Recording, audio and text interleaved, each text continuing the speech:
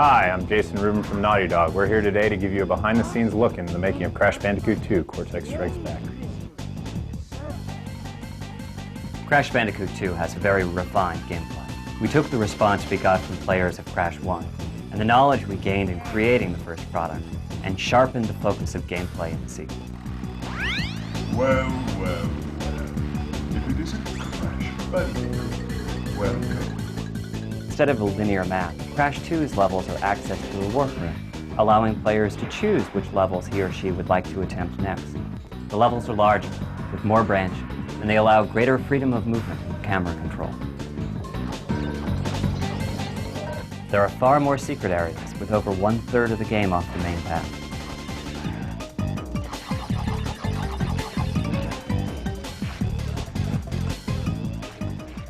The art's changed drastically between Crash 1 and Crash 2. Crash 1's engine was thrown out. Crash 2's engine is totally new.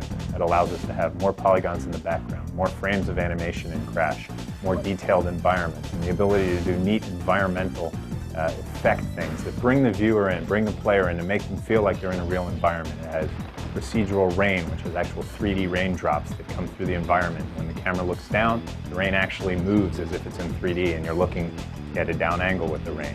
On a snow level, when you're running into the snow comes at you and makes you feel like you're in the level. We have a specular renderer on our gems, which allow the gems to look like gems as opposed to look like really flat shaded things rotating. We have reflection effects in the ice that make Crash Bandicoot and everything else in the environment reflect in the ice, making it really feel like ice.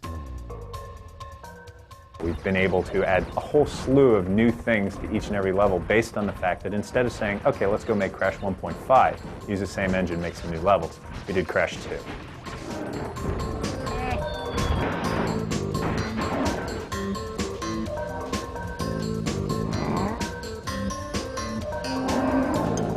The character animations improved greatly. We have 15 times as much storage for animation in the game and over 20 times as much animation total in the game, allowing almost every death to have its own unique animation that goes along with it.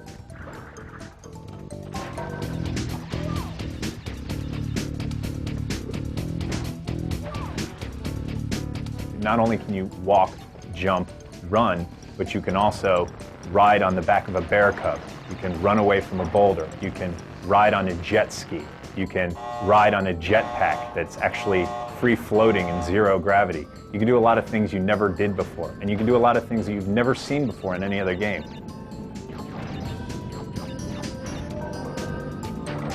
For example, there are levels where Crash can jump up in the air, spin around, and dive underground, creating a little mound, and he can then move around as this mound, getting by everything that's on the surface, but still attacking them by sticking his arm up and spinning them away.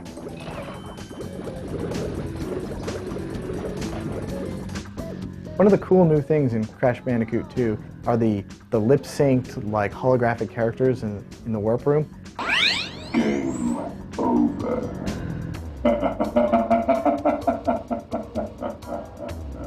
These are particularly cool because they're a combination of tons of people on the team's individual efforts. You got like animators who had to do the facial expressions, the lip syncing with the dialogue, the textures.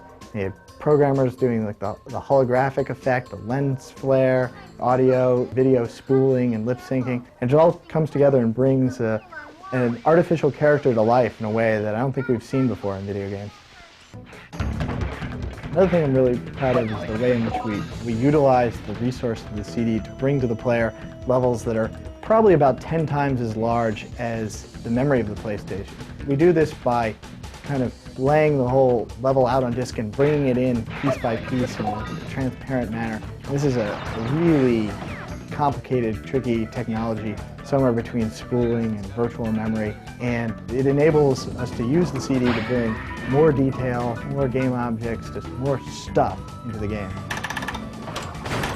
Another thing we're proud of is the sheer number of polygons we muscle through the Crash engine. Just a real lot of detail on the screen, and I think that we can pretty much say that no other next generation game has as much background detail as Crash does.